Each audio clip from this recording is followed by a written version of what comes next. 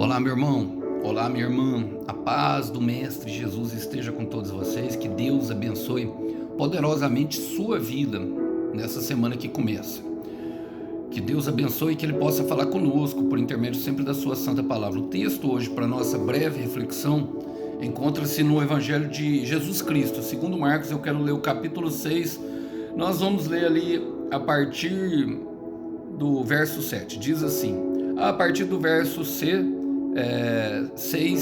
a parte B, diz assim: Então Jesus percorreu diversos povoados, ensinando os seus moradores. Reuniu os 12 e começou a enviá-los, de dois em dois, dando-lhes autoridades para expulsar espíritos impuros. Instruiu a não levar coisa alguma na viagem, exceto um cajado. Não poderia levar alimento, nem bolsa de viagem, nem dinheiro. Poderiam calçar sandálias, mas não levar uma muda de roupa extra. Glória a Deus. Chegou a hora, irmãos. Chegou a hora. Essa parte do Evangelho de Marcos eu gosto muito. É impressionante porque Marcos ele agrupa o Evangelho e os assuntos de acordo com aquilo que são os tópicos, e fé e cura fazem parte da tônica dada a esse evangelista. E o que aconteceu? Jesus reuniu, na verdade ele não reuniu, ele chamou os 12 e deu diversas experiências para eles. No Evangelho de Marcos anterior nós vemos vou falar a partir do capítulo 4, a cura do gadareno, a mulher do fluxo de sangue, a filha de Jairo que é ressuscitada dos mortos, e dentre vários outros que tocavam no manto do Senhor Jesus, e muitos eram curados, leprosos, dentre outros. Milagres que eles presenciaram. E então o que aconteceu? Ele visitou a sua cidade natal, ele visitou ali Nazaré, e ele ficou muito admirado da incredulidade daquele povo. Por quê? Até ali os discípulos estavam e constataram até uma certa rejeição à incredulidade daquilo que era a família, daquilo que era ali os conterrâneos do Senhor Jesus. A palavra fala que ele fica admirado de algumas fés que ele encontra. E uma pequena fé ele exorta, mas a incredulidade também deixa o Senhor admirado, mesmo depois de tudo que ele fez, todos os milagres de cura, de exorcismo, expulsar os demônios, de trazer vista ao cego, de trazer audição aos surdos, ele ainda encontrou incredulidade. Mas agora era momento de chamar os discípulos ao treinamento. Bem-vindo ao teste, meu irmão, é fogo no tabuleiro. Bem-vindo ao teste, minha irmã, é fogo no tabuleiro. E o que acontece? Até então, os discípulos tinham a presença física do Senhor Jesus, vendo ele operar aqueles milagres. Mas nesse momento ele reúne para quê? Para ele enviar, para eles aprenderem. O Jesus, o nosso Deus, ele estava num corpo mortal, num corpo que se desfalece. E ele veio, um dos propósitos dele era justamente para fazer os discípulos que carregariam a semente poderosa da sua palavra, que se tornou hoje nessa manifestação poderosa chamada a Igreja do Deus Vivo, que opera sinais e maravilhas aqui nessa terra. E vamos trazer isso para a nossa vida? Vamos lá? Começa assim, reuniu os 12. Irmãos, os 12 nós precisamos entender. Ali tem Judas, o traidor, tem Pedro que corta a orelha, tem João e Tiago que querem orar para descer o fogo do céu, tem Filipe que pergunta se pode vir alguma coisa boa de Nazaré e que duvida de que as coisas podem acontecer. Tem Tomé, que é incrédulo, irmão. Tem muitas pessoas ali. Mas ele reuniu, apesar das imperfeições, ele reúne pessoas imperfeitas para uma obra espetacular. Eu quero repetir, a sua fraqueza, a minha fraqueza, não diz para Deus o que nós podemos ou não podemos fazer, porque não se trata de nós, se trata dele. Então ele reuniu os 12 e ele vai reunir pessoas de acordo com o seu propósito para que andem com você. Olha, perceba, e talvez você tenha vivido um período de solidão. É justamente nos períodos de solidão que nós mais somos preparados. É nos períodos de solidão que há um maior aprendizado daquilo que se refere à parte do Senhor. Talvez você não esteja entendendo nada na sua vida, mas no tempo certo, no momento certo, o Senhor reunirá pessoas para andar com você. E olha, ele vai falando, e começou a enviá-los de 2 em 2. Eu gosto de Isaías capítulo 6, se eu não me engano é o versículo 9, o Senhor, Deus pergunta a Isaías, a quem eu enviarei? E uma das coisas que Isaías fez foi justamente mostrar a sua fraqueza a Deus. Primeiramente ele fala, como posso eu sou um homem de lábios impuros, e o Senhor dá uma ordem a um anjo que pegue uma brasa do altar e toque os lábios de Israel. Ele fala, eu vivo no meio de um povo de lábios impuros, não somente ele, mas também o povo.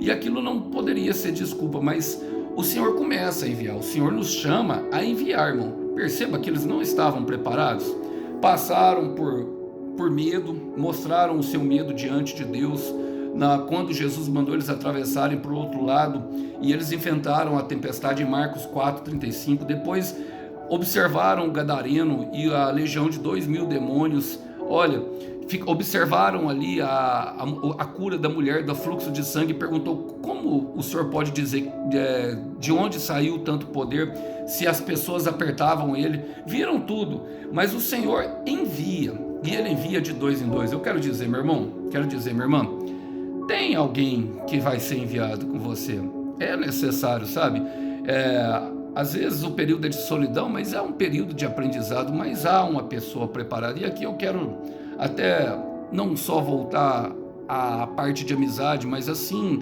sabe, também aqueles que estão solteiros, que Deus tem uma pessoa para você, meu irmão, é de 2 em 2. Quero ler com vocês um versículo que está em Eclesiástico 4, versículo 9, fala assim, ó, é melhor ter companhia do que estar sozinho, porque maior é a recompensa do trabalho de 2 pessoas. Se um cair, o amigo pode ajudar a levantá-lo, mas pobre do homem que cai e não ajude a se levantar. Ele está falando que o trabalho de 2 é melhor que o trabalho de uma. 2 cabeças pensam melhor que uma. Esse de 2 a 2 reflete companheirismo, reflete justamente ânimo, enquanto um está oprimido às vezes por alguma tristeza, o outro vai e o consola. E o Senhor tem pessoas para andar conosco, o Senhor tem pessoas para andar conosco na nossa área de amizade, o Senhor tem pessoas para andar conosco na nossa área do trabalho, na nossa área sentimental, principalmente na nossa área sentimental. E olha, perceba que é Ele que reúne essas pessoas, Ele faz questão de reunir. Coloque-se em oração, meu irmão, coloque-se em oração, minha irmã, sabe? Pelo seu casamento, pelos seus amigos. Não se assuste se algumas peças forem removidas do tabuleiro. Olha, quando eu percebi, na verdade eu sabia que, eu não cria que eu estava no deserto, mas quando eu percebi, eu vi o Senhor removendo muitas pessoas da minha vida. Quando eu perguntei se eu estava debaixo, sabe, se eu devia frequentar os lugares que eu frequentava, se eu devia estar com as pessoas que eu estava, meu irmão, começou a haver uma reviravolta na minha vida. Eu comecei a ver coisas e comecei a saber de coisas que foram surpreendentes, que pela minha capacidade mesmo eu jamais teria. Então tenha a ousadia de deixar o Senhor reunir e enviar as pessoas que vão com você.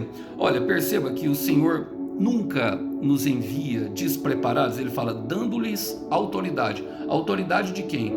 Do nome de Jesus. Ele tem uma pessoa para enviar para você, com você. Ele tem companhias maravilhosas que vão dar, mas é a autoridade do nome de Jesus que lhe garantirá toda a segurança contra os espíritos impuros. E quem são os espíritos impuros, irmãos? Os demônios. Efésios 6:10, porque a nossa luta não é contra a carne e o sangue.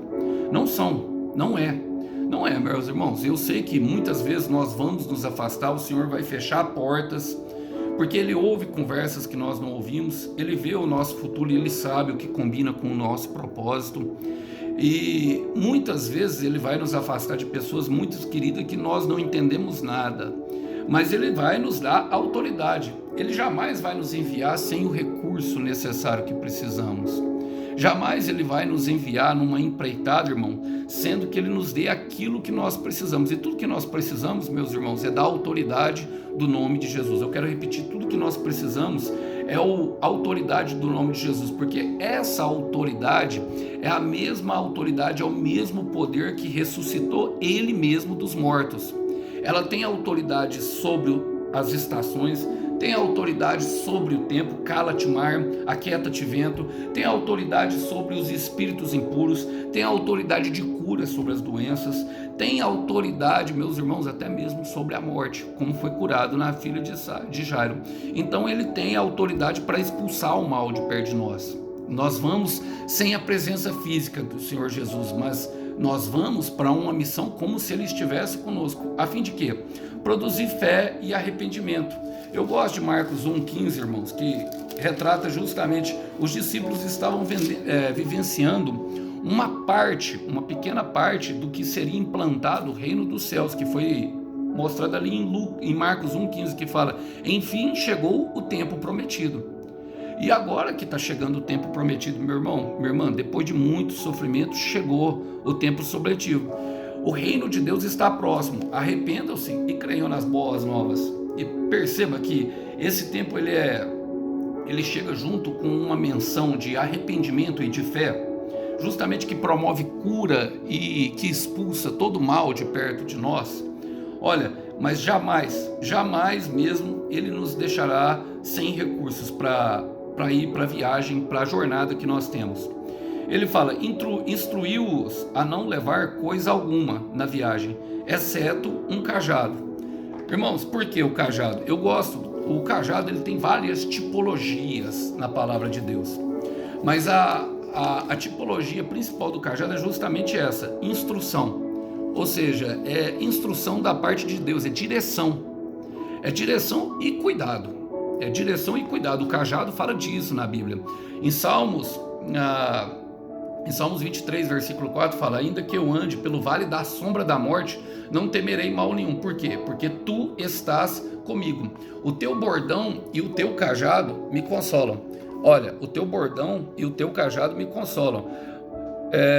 Perceba, o salmista, e eu gosto dessa confiança do salmista, porque não é a esperança na circunstância, não é a esperança do que eles vão viver, nem a expectativa de viver coisas boas, porque ele começa falando: ainda que eu ande pelo vale de sombra e morte. Ele sabe que existe uma real possibilidade. Quantos de nós, meus irmãos, têm andado por desertos que parecem vale de sombra e morte? Sabe, nem tão pouco era uma ideia de vida sem complicação, não, meus irmãos, ou situações difíceis que não apresentaria. Ali poderia ter situações até de morte, a qual o rei pastor poderia enfrentar, meus irmãos. E o que ele se apegava? Ele se apegava justamente assim, porque tu estás comigo. Ele não temeria nenhum mal. Por quê? Porque tu estás comigo. E isso aconteceu com todos os homens de Deus, meus irmãos. Em Gênesis 31, no versículo 3, sabe, o Senhor visitou Jacó e falou: eu estou contigo. Em Êxodo 33, 12, e naquela parte, logo depois que ele vê a sarça ardente, o Senhor fala para Moisés, ao ser chamado para voltar para o Egito, sabe, ele queria que através de Moisés operasse uma libertação, e Moisés até questiona, fala: eu não sei falar. Ele fala assim: eu serei contigo. Olha, Josué 1,9: não te mandei eu que seja forte e corajoso? Eu serei contigo por onde tu andares. Olha que mensagem poderosa. E vários outros, irmão. Então o salmista Davi tinha essa questão. A única coisa que eles poderiam levar aos discípulos era o cajado.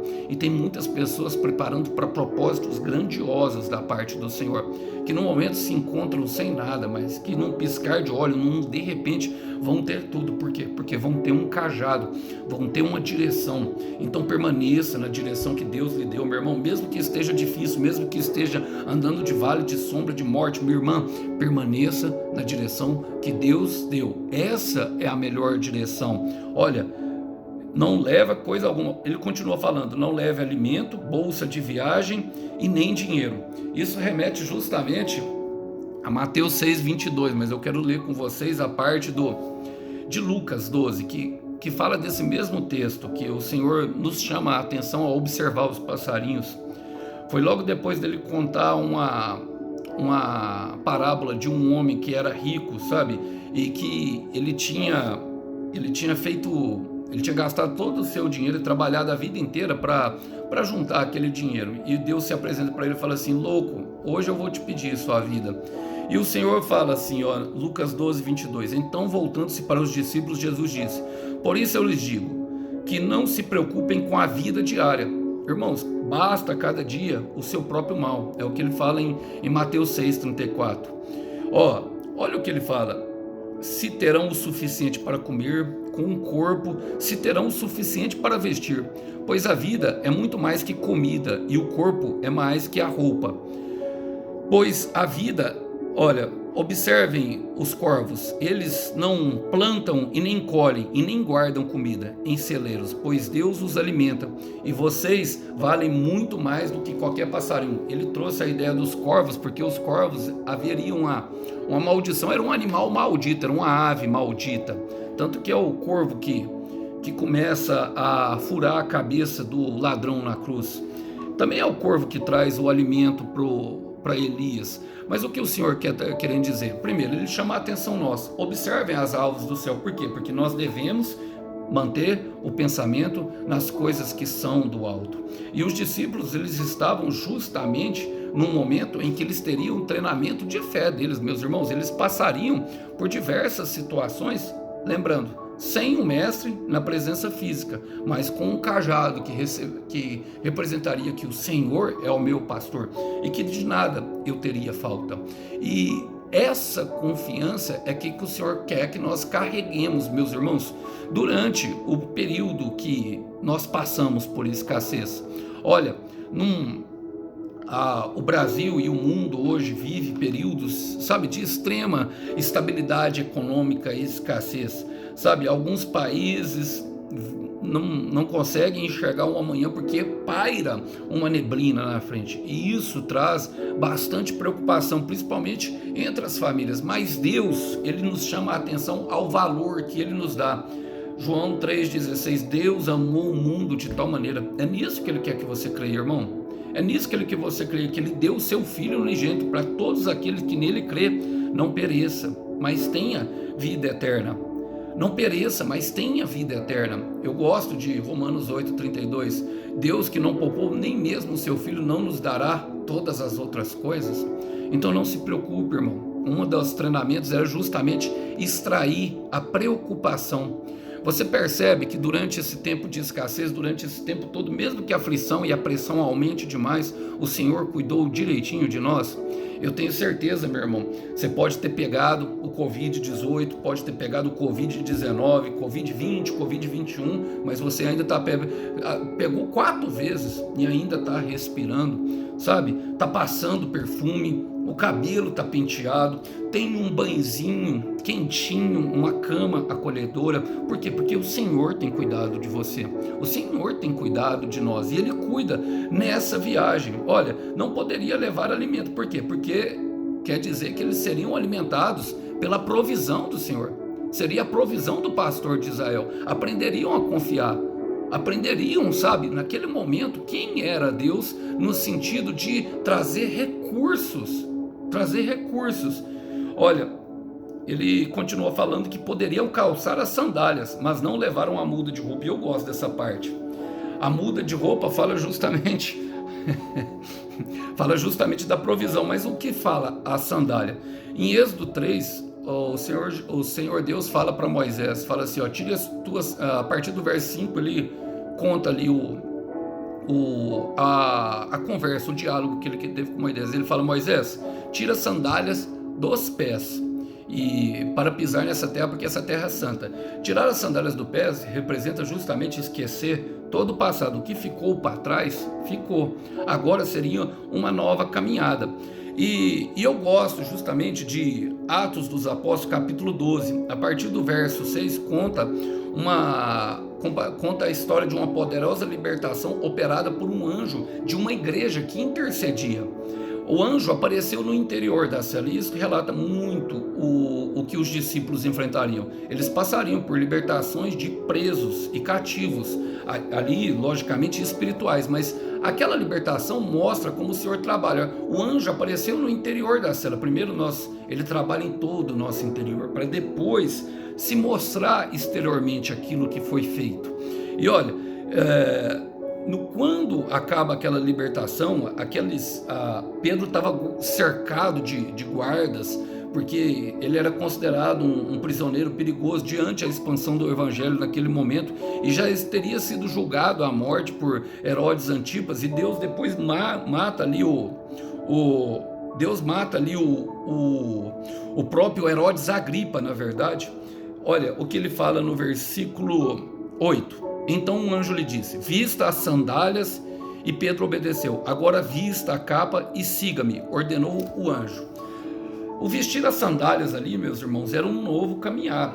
Era um anjo que estava mandando, era um caminhar em obediência a Deus, era um caminhar diante a provisão que viria de Deus, era um caminhar a qual o Senhor supriria todas as necessidades, até mesmo de cuidado, porque as caminhadas eram longas e eram muitas vezes feitas a pé, o pé sangrava, ficava tudo sujo. Então calçar as sandálias significa justamente um cuidado de Deus.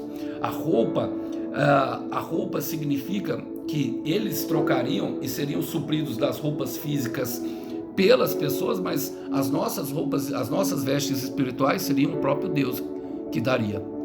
E essa mensagem fica justamente de uma confiança, de um amanhã, de que Deus já preparou para nós. Companhias, provisão, sustento, tudo o Senhor tem. Eu quero terminar, porque esse é o nosso aprendizado. Com Paulo falando em Filipenses capítulo 4, versículo 11. Aprendi a estar contente em toda e qualquer situação. Aprendi a estar contente na escassez e na fartura. Aprendi a estar contente sendo humilhado e sendo honrado. No versículo 13 ele fala: porque eu posso todas as coisas naquele que me fortalece. E esse sou eu e você, meu irmão. Nós podemos todas as coisas. Fica com essa mensagem no coração e descansa o coração sobre o seu amanhã, porque Deus já está cuidando dele. Que Deus abençoe vocês. A paz do Mestre. Tchau, tchau.